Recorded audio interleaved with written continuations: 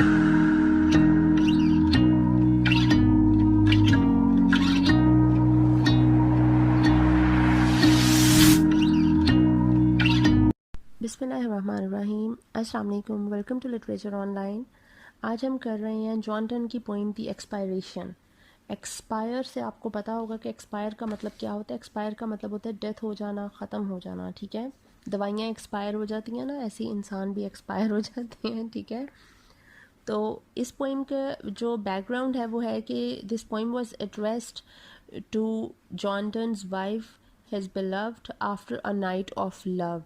ठीक है, एंड इसके जो थीम्स हैं वो है parting of lovers like they are separating. ठीक है, वो कहीं जा रहा है, and passionate love and final kiss, ये तीन इसके थीम्स हैं। तो वो स्टार्ट करता है जॉन डन इस पोइम को, वो कहता है so break off this last lamenting kiss, कि ये जो तुम्हारी सॉरोफुल और ग्लूमी सी किस है ना, इसको बस अब छोड़ दो। कि like she is not leaving him ना, वो उसको छोड़ नहीं रही है लाइक। ठीक है, तो वो कह रहा है कि अब मुझे छोड़ दो, जाने दो। Which sucks two souls and vapours both away, क्योंकि ये अपनी पिछली पोइम्स में अगर आपने मेरी ट्रांसलेशन सुनी हुई है तो आपको पता होगा, ये कहता है कि ये जो किस है ये सक्स टू सोल्स, ये आपकी जो सोल्स है उसको सक कर लेती है, लाइक आपके अंदर से रूह को खींच लेती है। And vapours both way, vapours कहते हैं बुखारात को, लाइक जो वेपर्स, जब किसी चीज़ को, पानी को हम बॉयल करते हैं तो उसकी वो जो स्टीम सी होती है वो वेपर्स होते हैं। ठीक है, एंड वेपर्स बोथ वे, कि हम दोनों को हवा में या एयर में या पार्टिकल्स में कन्वर्ट कर देती है हमारी सोल्स को। ठीक है, turn thou ghost that way, अपनी जो सोल है तुम अपना रुख मोड़ लो, मतलब मेरी तरफ से रुख दूसरी तरफ को कर लो। ठीक है, and let me turn this, और मुझे अपना रुख दूसरी तरफ करने दो, मतलब तुम उस डायरेक्शन में बैठ जाओ या लेट जाओ और मैं इस डायरेक्शन में लेट जाता हूँ। ठीक है, and let our selves be night our happiest day, और हमारा जो ये ज़िंदगी का खूबसूरत तरीन दिन है, लाइक हम लोग we made love and we are together, हमारे इस खूबसूरत दिन को तुम इसको एक डार्क नाइट में तब्दील होने दो। बिनाइट का मतलब होता है अंधेरा हो जाना। ठीक है, लाइक किसी खुशी का गम में तब्दील हो जाना। अब ये कहता है कि हम दोनों एक दूसरे की दुनिया है, हम एक, तुम्हारी आंखों में मैं नज़र आता हूँ, मतलब पूरी दुनिया समा जाती है, तो मेरी आंखों में जब तुम नज़र आती हो तो पूरी दुनिया मेरी आंखों में समा जाती है। तो ऑब्वियसली अब वो कह रहा है कि तुम मुझे छोड़ दो और तुम अपना रुख उस तरफ को करके लेट जाओ और मैं इस तरफ को मुँह करके लेट जाता हूँ।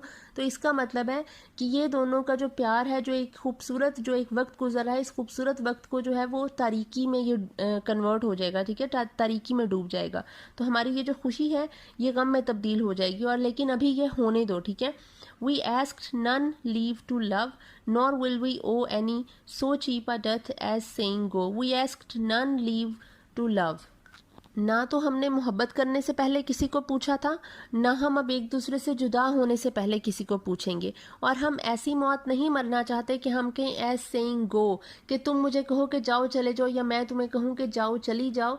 तो ये जो गो का वर्ड जो है, according to Donne it is the formula of death. जैसे अगर आपको कोई इसका जो ऑब्जेक्टिव आ जाता है, वो कहता है what is the formula of death according to John Donne, तो जॉन डन ने कहा था कि ये जो वर्ड गो है, the utterance of word go is the formula of death and the mantra that is used to like to be dead. ठीक है, कि हम लोग कोई भी हम में से एक दूसरे के लिए गो का वर्ड यूज़ करेगा, चले जाओ यहाँ से का वर्ड यूज़ करेगा, तो उसका मतलब है कि तुम मर जाओ, दफा हो जाओ, जहन्नुम में जाओ। ठीक है, तो वो कहता है कि हम इतनी चीप जो है वो मौत हम नहीं मरेंगे कि हमें एक दूसरे से ये कहना पड़े कि तुम यहाँ से चले जाओ। Go and if that word have not quite killed thee, वो कहता है कि अगर मैं जैसे गो का वर्ड तुम्हें कहता हूँ और इस वर्ड ने अभी तक तुम्हारी जान नहीं निकाली, तुम्हारे जिस्म से तुम्हारी रूह को अलग नहीं कर दिया है, ease me with death, like जितनी देर में तुम्हारी जान निकल रही है ना, तो तुम उतनी देर में मुझे मार देना। By bidding me go to, कि तुम फौरन से पहले, जैसे ही मैं तुम्हें गो कहूँ और तुम्हारी जान अभी निकल नहीं रही है, लाइक अभी प्रोसेस में है ना, तो तुम फौरन से पहले मुझे भी गो का वर्ड कह देना, तुम मुझे भी कहना गो, और मैं भी मर जाऊंगा। लाइक अगर तुम्हें मौत आ रही हो तो मुझे भी मौत देकर जाना, ये ना हो कि मैं जिंदा बच जाऊं, क्योंकि हम दोनों की जिंदगी एक दूसरे के बगैर नहीं है, हम एग्जिस्ट नहीं कर सकते विदाउट ईच अदर। ठीक है, और if it have let my word work on me, और if it have let my word work on me, और या फिर मेरा वर्ड जो है, जो मैं गो बोलूंगा वो मुझ पे ही असर कर जाए। ठीक है, लाइक मैं तुम्हें गो बोलूं तो तुम्हारी जान निकलने के साथ साथ मेरी भी जान निकल जाए, क्योंकि हम दोनों दो जिस्म हैं लेकिन जान एक ही है।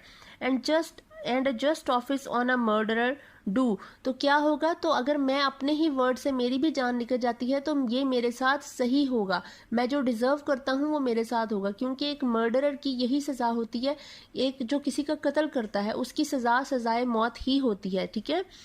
तो हैंग अनटिल डेथ ऐसे ही होता है ना, वो पनिश्ड तो वो होता है, तो वो कह रहा है कि तुम मेरी भी सजा ये फिर बिल्कुल राइट होगी, जस्ट होगा, जस्टिस होगा, मेरे साथ इंसाफ होगा।